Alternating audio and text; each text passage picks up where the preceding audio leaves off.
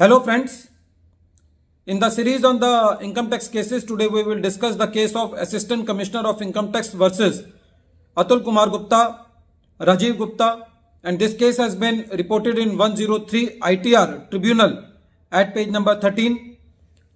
The case has been decided by Delhi ITAT F bench and the date of the judgment is 17th February 2023.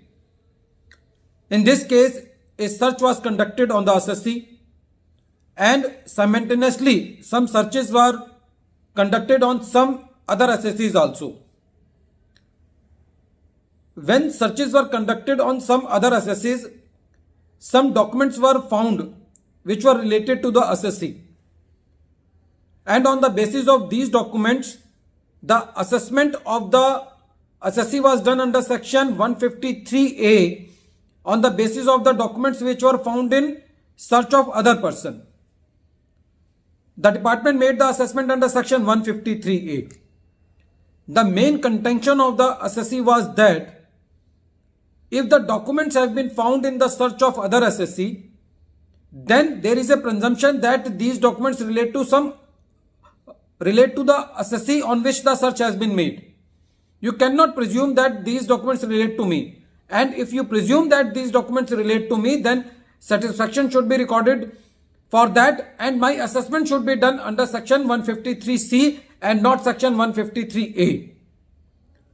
So the assessee was contesting the addition for the purchase of the shares. In this particular case, the assessee has purchased the shares on a value which was below the fair market value. So the assessing officer was alleging that the assessee has paid some on account cash money. And there was no evidence which was showing that some cash has been exchanged between the assessee and the person from whom the shares have been purchased.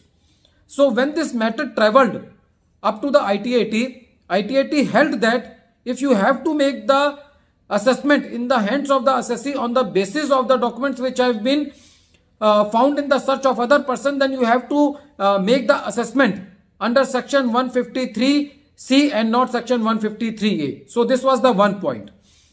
And the second point was that during the assessment, the assessing officer got the information from the annual information return that the assessee has made some payments for the credit card payments. But for these credit card payments, nothing was found in the search of the assessee. But the assessing officer made the addition into the income of the assessee for these credit card payments. So for this addition, the point of the assessee was that no incriminating material was found in the search regarding the payment for the credit cards. So you cannot make the addition on the basis of the information which was there in annual information return under section 153C. If you want to make the addition on the basis of the annual information return, then you have to reopen my case under section 148.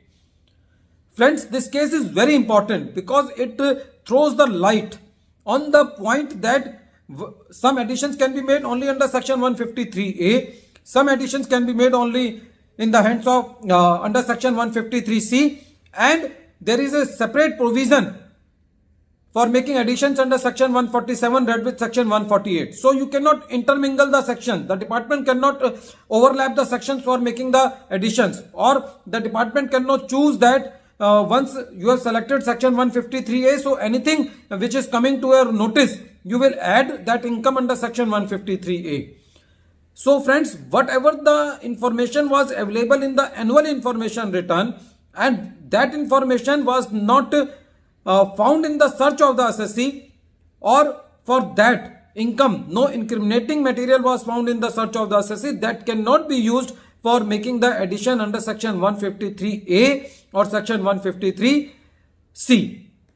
Friends, this case is very important because in this case the assessing officer alleged that I have the seized material and I am making the information and I am making the addition on the basis of the information which is there in the seized material. But the assessing officer did not point it out that what seized material was with him to make the addition. So in the remand report also the CIT appeal asked from the assessing officer that please provide the specific document on the basis of which you have made the addition. So the assessing officer was not able to provide in the remand report the exact document on the basis of which the addition was made. So the additions can be made only on the basis of the specific document which have been found in the search and which can be termed as an incriminating material and the assessing officer cannot make the addition on the basis of the dumb documents. Dumb document means loose papers without signature of the assessee, which are not in the handwriting of the assessee, which is not dated. So if these loose papers are there, then they are termed as dumb documents and that cannot be termed as incriminating material. So in this case, it was held that there is a presumption that whenever a search is made, whatever the documents are found in that place, that documents relate to the assessee on which the search is made, and this presumption cannot be extended to the other person whom assessment the department is going to make. At the end of this video, once again I am repeating the name of the case. The name of the case is Assistant Commissioner of Income Tax versus Atul Kumar Gupta and Rajiv Gupta. Thank you, friends.